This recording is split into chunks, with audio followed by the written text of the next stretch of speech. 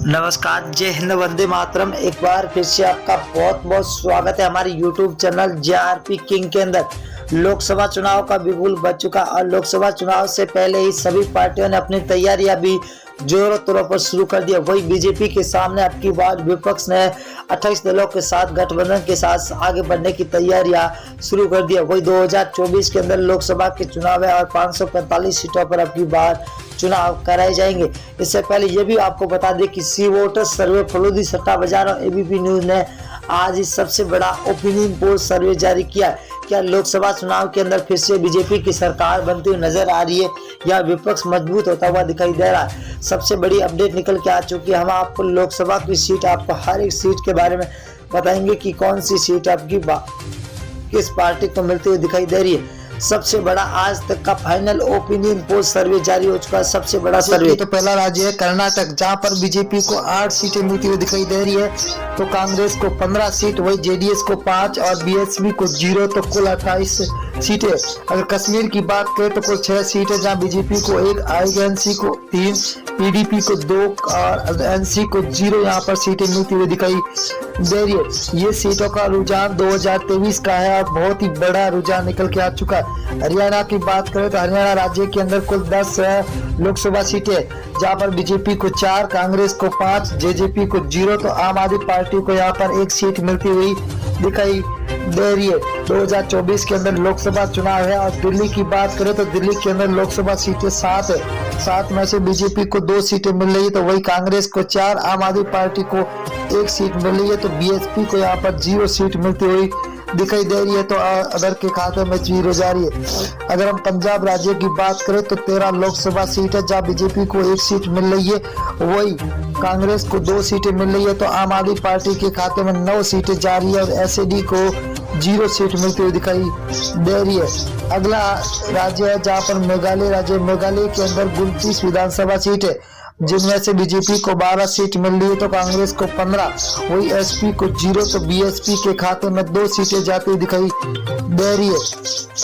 अगला राज्य झारखंड। झारखंड की बात करें दोस्तों तो यहाँ पर 19 लोकसभा सीटें, जहाँ बीजेपी को 6 मिल रही है, तो वही कांग्रेस के खाते में 8 सीटें जा रही है, तो जेएमएम के खाते में 5 सीटें जा रही है, तो आरजेडी के खाते में 0 सीट मिलती हुई दिखाई दे रही है।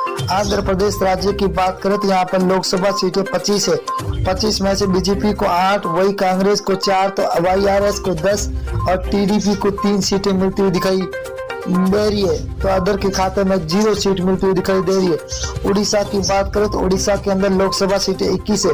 21 में से बीजेपी को 6 सीट, वही कांग्रेस को 9, बीजेडी को 6 सीट और एनसी को 0 सीट मिलती हुई दिखाई दे रही है। बहुत ही तगड़ा महाओपिनियन पोल निकल के आ चुका है।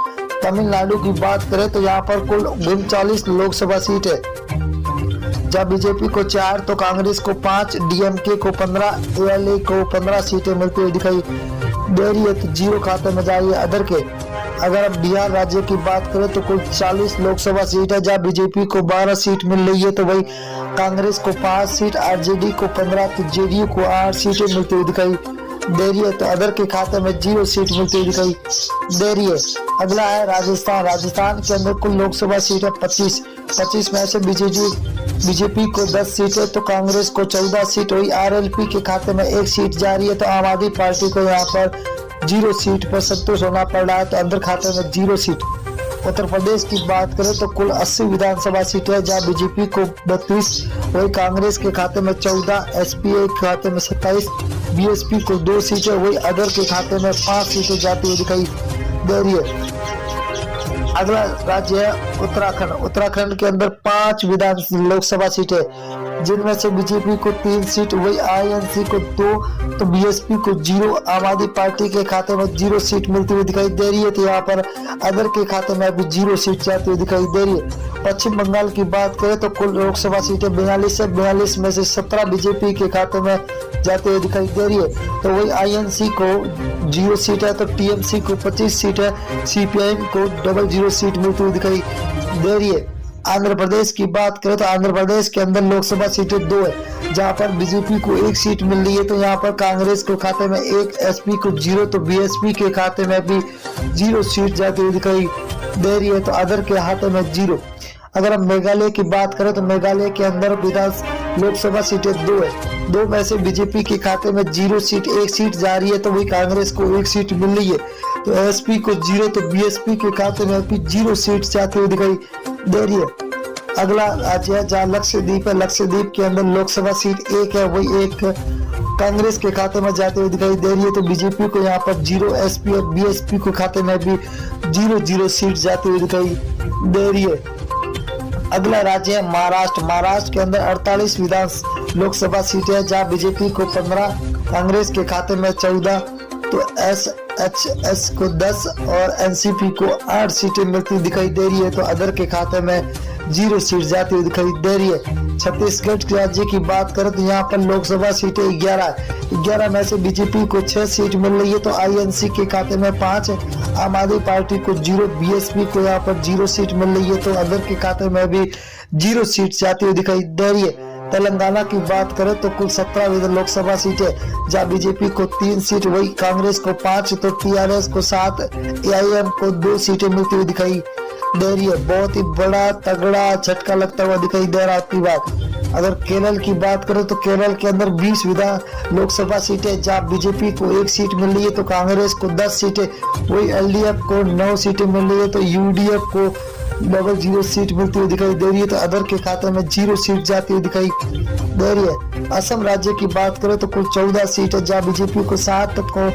कांग्रेस को 6, एआईयू को 3 और अदर के खाते में 0 सीट जाती हुई दिखाई दे रही है। बहुत ही बड़ा तगड़ा झटका सभी को मिलता हुआ दिखा। गुजरात की बात करें तो कुल 26 लोकसभा, जब बीजेपी को 12, कांग्रेस को 6, तो आम आदमी पार्टी को 8, बीएसपी के खाते में 0 सीट जा रही है, तो अदर के खाते में भी